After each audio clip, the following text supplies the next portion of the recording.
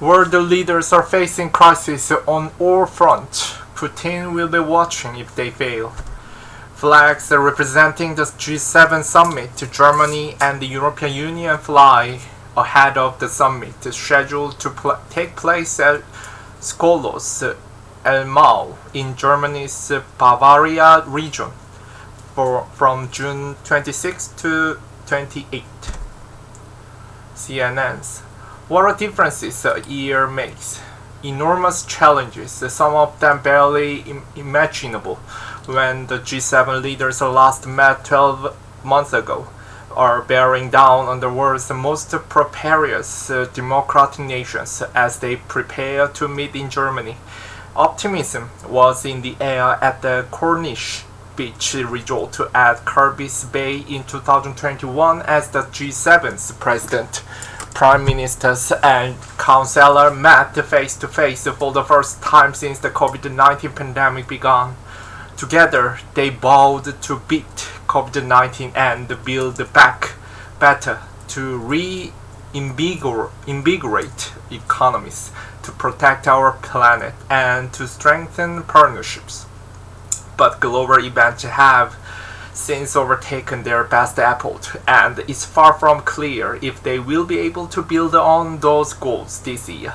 Russia's unprompted invasion of Ukraine is a large and singular cloud, but other thunderheads are gathering too. Over the next few days, the leaders of Japan, Canada, and the United States, the United Kingdom, France, Italy, the European Union, and the host Germany will meet amid the seclusion of Bavaria's luxurious Skolos Elmau retreat. The spa resort, nestled in the peaceful valley, usually offers well-heeled visitors a brief chance to escape from the cares of the world. But even Skolos Elmau cannot shield the world's leaders from the problems gathering on their horizon. Russian President Vladimir Putin's officials are hinting at nuclear Armageddon. China has become increasingly assertive. A global food crunch is on the way. Oil prices are spiking, and the global economic slowdown and the cost of living crisis are looming. Climate change aspirations are also being confounded, and supply chain problems are hobbling hopes of the post-pandemic return to normality.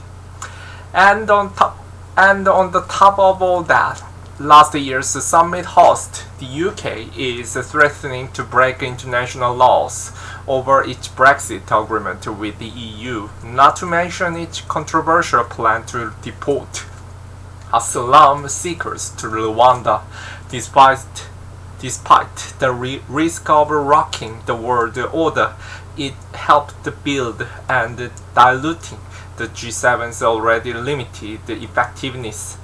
Although G7 leaders can look back with some satisfaction at their unity in the face of Russia's unprecedented aggression, as seen in that strengthening partnerships goal set in Kirby's Bay, the scale of looming crisis dwarfs even that.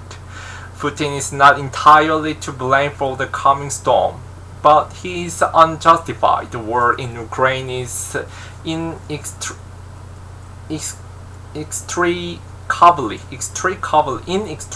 linked to many of the crises that are brewing. Without it, the fixes required would be easier and fewer, their impact less pernicious.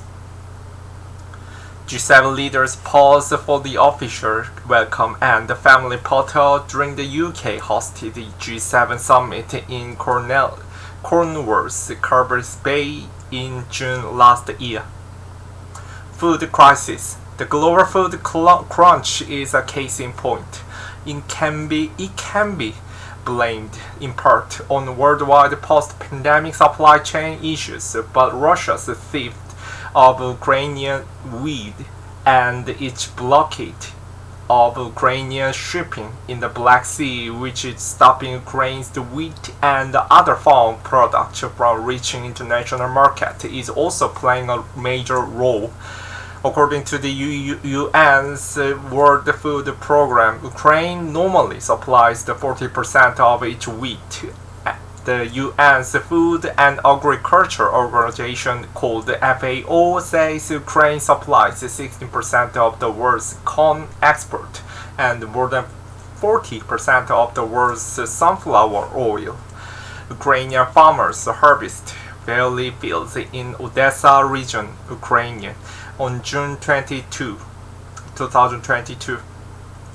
The global NGO International Rescue Committee said recently that 98% of Ukrainian grain and wheat exports remain under blockade, adding that food prices worldwide have rocketed by 41% and further 47 million people are projected to experience the acute hunger this year. Traditionally, Ukraine's wheat and grain export go to some of the world's neediest nations: Libya, Lebanon, Yemen, Somalia, Kenya, Eritrea, and Ethiopia. To improve the situation, the G7 will need to get Putin to back down on some of his war aims, for example, by ending the conflict or restoring Kiev's control over all Donbass. But so far, there is no indication he is anywhere near doing that. Energy crisis threaten the climate commitment. Rising oil prices are another byproduct of Putin's war, albeit one complicated by the fact that oil production is not matching up to post-pandemic increases in consumption. To fix this, the G7 will need to convince Russia's OPEC Plus partners, including Saudi Arabia, to turn their back on Putin and increase oil output. U.S. President Joe Biden's trip to Jeddah, planned for mid-July, and the UK Prime Minister Boris Johnson's trip to Riyadh back in March offer hints that the G7 may be making some headway on this, but there are no guarantees yet.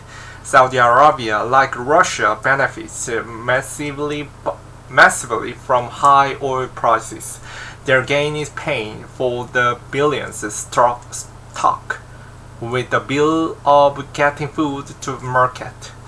Last year's G7 was all about net zero and the green pandemic recovery.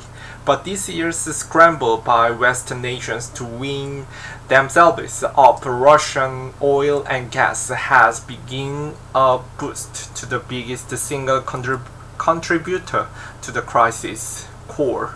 G7 host Germany is now in crisis mode as Russia reduced its gas supplies to the country, weaponizing energy for influence as feared. It is now saying it will fire out more coal plants.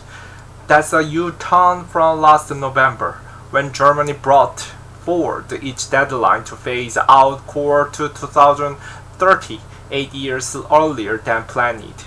After Russia's invasion, it also expedited plans to transition its power sector to 100% renewables by 5 years. Johnson, who said last year the world had reached the point of no return in phasing out coal, just this week suggested the UK start mining the fossil fuel again from steel making. The country will also delay a plan to shut down more existing coal plants ahead of winter. And to address the coal crisis, Biden is suggesting a tax holiday on fuel as prices at the pump soar. Fuel prices are displayed on the sign at the gas station in Berlin, Germany, on June 17, 2022. Economic pressures. In their coverage vague goal to build back better, the G7 nations never got their heads around the stuttering return to a pre-COVID normality. canceled flight and travel chaos across Europe and beyond this summer are just the visible tip of the iceberg-sized problem that is defying quick fixes. China's insistence on continuing to enforce a zero-COVID strategy is confounding not only its return to business as usual, but also rippling through global supply chains, with the lockdowns keeping workers from factories and, in the worst cases, hurting production. Despite the growing tensions with its G7 nations, China shows no signs of aligning with their new post-COVID norms. A medical worker takes the swab sample for COVID-19 from a citizen on June 22, 2022 in Beijing, China. In G7 nations and beyond, inflation is rising, central banks are raising lending rate, and the global economic slowdown seems far more likely this year than last. The world's richest man, Elon Musk, predicts that the US recession is inevitable. Problems are layering in a way that is somewhat reminiscent of the global economic downturn in 2008. Back then, central bankers rallied and stopped the economic rot, but the geopolitical repercussions rippled on for years. The Arab Spring signaled that economic pain had passed the threshold when impoverished Tunisian street trader Mohamed Bouazizi set fire to himself in December 2010. He ignited passions across the Middle East. Protesters took to the street, toppling two governments and rattling many more before calm was partially restored in the region later the following year. It's not impossible that another global economic crisis could trigger an even wider wave of unrest. In recent months, Sri Lanka has seen economic turmoil spill onto the street. Rising prices have also sparked popular unrest in Pakistan and Peru. Putin banks on pertering consensus. What G7 leaders can do to head off a season of despair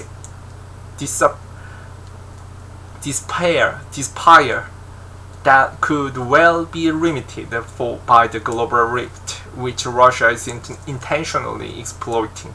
Just weeks before Putin's forces invaded Ukraine, he went to China and met President Xi Jinping.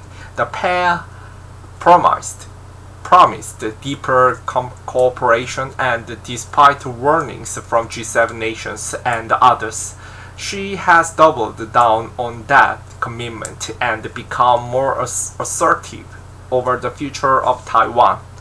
Russian President Vladimir Putin attends the ceremony at the Grand Kremlin Palace in June 12, 2022 in Moscow, Russia. Consensus at the UN and the G20, two other deep-pocketed global crisis firefighters, is in tatters. Botted in the UN Secretary Council show battle-wielding Russia and China will prevent any censure of Putin's invasion. Meanwhile, the US has suggested it won't attend the G20 leaders summit in Indonesia this November if Russia goes, and the UK has done the same. China has refused to denounce Russia over the invasion of Ukraine, and both have become bellicose towards what they see as the vested interest of the world's leading democracies, the G7 nations, against them.